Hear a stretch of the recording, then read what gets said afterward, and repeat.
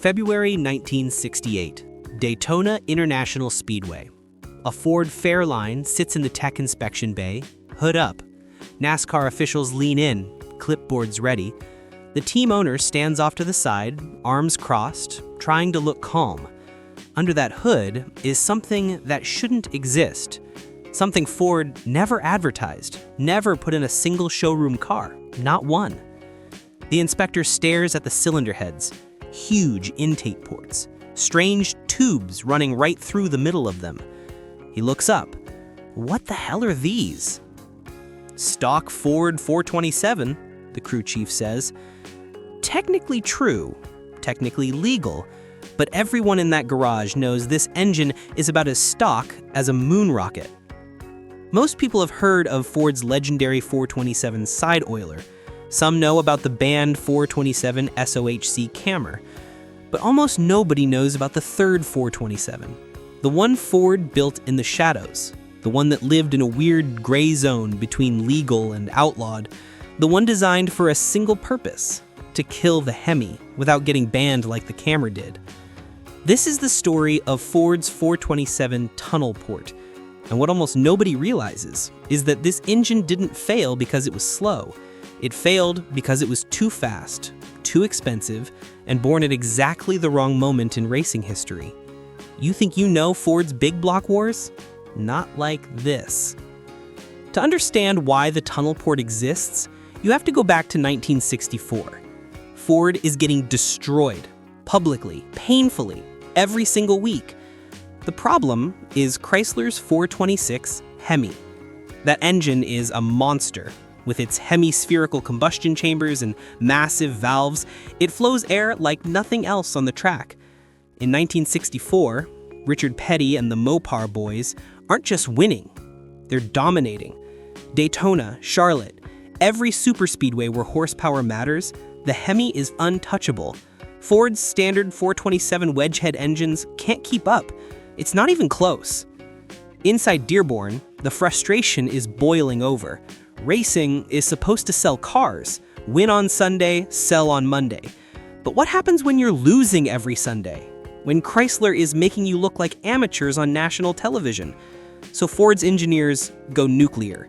They take the 427 FE block, already a proven piece with its 4.23-inch bore and 3.78-inch stroke, and design a completely wild top end. Single overhead cams, 4 of them, exotic gear drives. The whole thing looks like it belongs in a Formula One car, not a stock car. They call it the 427 SOHC. Everyone else calls it the Cammer. On the dyno, it's terrifying. Over 615 horsepower with a single 4-barrel, over 650 with dual quads, and it revs to 7,500 RPM like it's nothing. Torque? A monstrous 515 pound-feet that could rip drive shafts clean out of a car. Ford is ready to drop this thing into Galaxies and Fairlines and watch the HEMI empire crumble. But there's a problem. Bill France Sr., the iron-fisted boss of NASCAR, takes one look at the camera and says no. After intense lobbying from Chrysler, he rules it illegal. Too exotic. Overhead cams aren't stock. Not American. Not NASCAR. Banned before it turns a single competitive lap. Ford just spent a fortune, and their HEMI killer is dead on arrival. Inside the company, engineers and executives are furious, but walking away isn't an option. The HEMI is still out there, still winning, still making Ford look weak. So the mission becomes crystal clear. Build something that makes camera-level power. But this time, keep it legal, at least on paper. Use push rods, look stock, stay inside the rulebook. And that's where the tunnel port comes in. Here's the thing, most people don't understand. The 427 tunnel port uses the same basic FE block as every other 427. Same 4.23-inch bore, same 3.78-inch stroke, same 427 cubic inches. But the cylinder heads are from another planet. In a normal pushrod V8, the intake ports have to snake around the pushrods. The pushrods sit between the intake runner and the valve, so the port has to bend around them. It works, but at high RPM, all those bends and kinks choke airflow. You lose horsepower. Ford's engineers looked at that and said, what if we stop compromising? So they did something almost nobody else had ever tried. They bored a massive, straight intake port through the cylinder head, nearly a perfect shot from the intake manifold to the valve. And then, here's the crazy part, they ran the pushrod through the middle of that port inside a steel tube. That's the tunnel port. The intake charge flows around the pushrod tube like water around a rock in a river. From the valve's perspective, it's almost a straight shot. No bends, no kinks, just raw airflow. Why does that matter? Because at 7,000 RPM, 7,500, even 8,000 RPM in race trim, airflow is everything. Those huge ports, some measuring nearly 2.5 inches across at their widest point, could cram an astonishing amount of mixture into the cylinders. On the dyno, a well-built 427 tunnel port was making over 500 horsepower. Some race prep versions pushed 520, even 540. And the torque curve? It just refused to flatten. Peak numbers sat around 490 pound-feet, and it hung there all the way to redline. That was camera territory. But it was legal. Push rods, cast iron block, 2 valve heads. On paper, it met NASCAR's rules. But you can probably guess what happened next. Actually, the truth is even messier. Those giant ports were incredible at high RPM, but down low, they were a disaster. Below about 4,000 RPM, the intake charge was moving so slowly through those massive tunnels that fuel would literally drop out of suspension and puddle in the ports. The engine felt flat, gutless. Drivers said it was like pulling a plow. No torque, no response, just a lazy, grumbling mess. Then, right around 5,500 RPM, it was like somebody flipped a switch. The airspeed picked up, the port started working, and suddenly the engine came alive, violently. One mechanic described it as going from a tractor to a top fuel dragster in half a second. For a NASCAR superspeedway where you spend hours at or near wide open throttle, that power band was manageable. You launch, you get up into 3rd or 4th gear, and you live there. The engine screams, the tach sits at 6,800, 7,000 RPM, the car rockets down the straights, HEMI teams start sweating. But for the street? Forget it. This thing was impossible. It idled like a paint shaker, it had no low-end torque, fuel economy, maybe 6 miles per gallon if you were lucky, and unless you were cruising at triple-digit speeds everywhere you went, it drove like a broken farm truck. And here's what most people don't realize. Ford didn't care. This engine was never meant for the street. It was never designed to sit in a showroom galaxy. From day one, the 427 tunnel port was a purpose-built weapon for Ford's factory race teams and their partners like Holman & Moody and Budmore Engineering. A scalpel aimed at the HEMI, nothing more. But building these things was a nightmare. Each set of tunnel port heads required precision CNC machining. The pushrod tubes had to be perfectly aligned or the geometry would bind. The ports had to be cast and then hand-finished. The valve trains, solid lifters, heavy-duty springs, roller rockers had to be set up perfectly or you'd float valves at high RPM and destroy the engine in seconds. Every head was expensive. Every build was labor-intensive. Ford was spending upwards of $1,200 per engine in 1968 dollars. Compare that to a standard 427 wedge at around $650, or even the side oiler at $730. The tunnel port was double the cost for a motor that only worked in one narrow use case. And then the testing started, and the problems got worse. Early tunnel port engines went into test mules at tracks like Daytona and Charlotte. On paper, they should have been dominant. The dyno numbers were there, but in practice, valve train issues started showing up. At sustained high RPM, valve springs would fatigue, pushrods would flex in those tubes.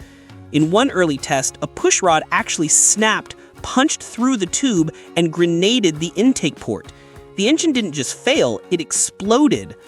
Engineers went back to the drawing board. Stiffer springs, stronger pushrods, better oiling to the rocker shafts. Slowly, they got it dialed in. But by the time they had reliable tunnel port engines ready for competition, the rulebook war was already turning against them. Because while Ford was perfecting this beast, NASCAR was watching, and Bill France was getting nervous. By late 1967, the horsepower arms race was out of control. Ford had tunnel ports, Chrysler had the HEMI, Chevrolet was brewing big block magic with the 427 Mark IV. Speeds were climbing into dangerous territory, costs were skyrocketing, and the whole idea of stock car racing was becoming a joke. These engines had almost nothing to do with what you could buy at a dealership. So, NASCAR started tightening the screws. First came compression limits, then carburetor restrictions, then weight penalties, and then the big one, displacement caps. NASCAR began talking about limiting engines to 427 cubic inches, then 366, and eventually even smaller. By 1971, they'd effectively killed the big block era with restrictor plates and tight displacement rules. On paper, none of that specifically banned the tunnel port. There was no dramatic announcement like there'd been with the Camry, but the message was clear. Why pour millions into an exotic, high RPM 427 cubic inch head design for a racing series that's moving towards smaller, restricted engines? Inside Ford, the timing couldn't have been worse. The company was already rethinking its entire engine strategy.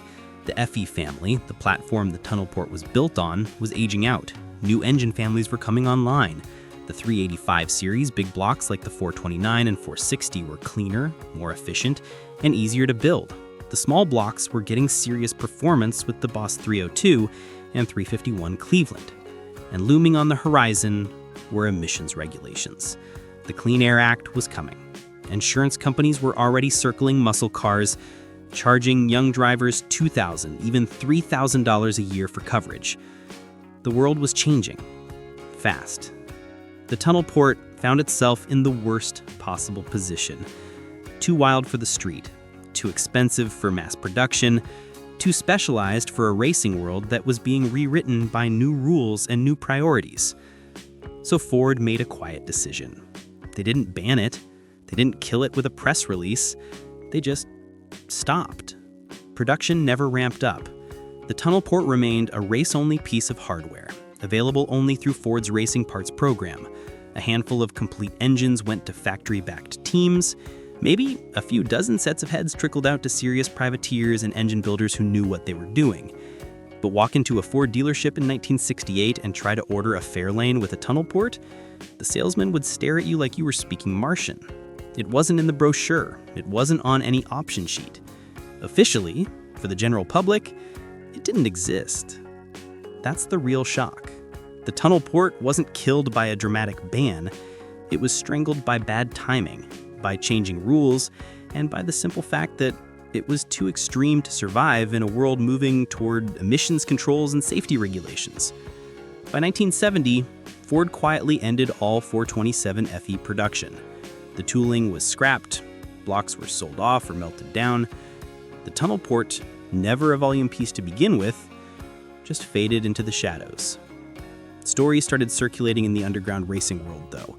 A guy in Georgia built the tunnel port for NHRA drag racing, ran a 10.8 quarter mile at 128 miles per hour, said it pulled like a freight train above 6,500 RPM, but was almost undrivable on the street. Another guy in California stuffed one into a Mustang, claimed it made 565 horsepower on race gas, blew up 3 transmissions before he gave up. The tunnel port became a ghost, a rumor, a strange set of heads in a blurry black and white photo, a footnote in Ford's racing history that most people never even knew existed. What's left today is myth and metal. Ask old school Ford racers, and you'll get 2 kinds of stories. Some will say the tunnel port was a flawed experiment, too peaky, too thirsty, a desperation move from the peak of the horsepower wars that never really worked. Others, they lowered their voice and say, if you knew how to set it up, that thing was an absolute animal. They talk about dyno sheets that made no sense, power curves that didn't quit, the strange, hollow roar of those big ports at full scream. Either way, everyone agrees. It was never meant for you. Today, if you find a real set of 427 tunnel port heads, you're looking at a piece of forbidden history. Original sets sell for $5,000, sometimes $8,000 or more. Complete engines? $15,000, 20 grand if they're legit. Collectors hunt them. Engine builders study them because they represent the absolute edge of an era when manufacturers would build almost anything to win, rules be damned. So the next time someone talks about Ford's legendary 427 engines, remember there were three.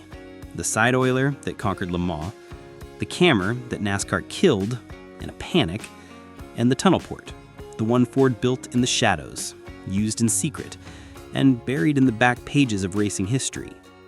Born out of desperation, perfected for a fight it barely got to finish, and then erased from the brochures like it never even existed. That's the shocking truth behind Ford's forbidden 427 tunnel port engine, a legal weapon in a war that changed before it ever really fired a shot. If you enjoyed this deep dive into Ford's strangest and most secretive racing project, let me know in the comments. Should we go deeper into the banned Camry next? Or tackle the Boss 429's NASCAR homologation story? Or maybe another engine the public was never supposed to see? And if you're into stories where engineers play chess with rulebooks and build monsters in the shadows, make sure you subscribe. There's a lot more buried under the hood.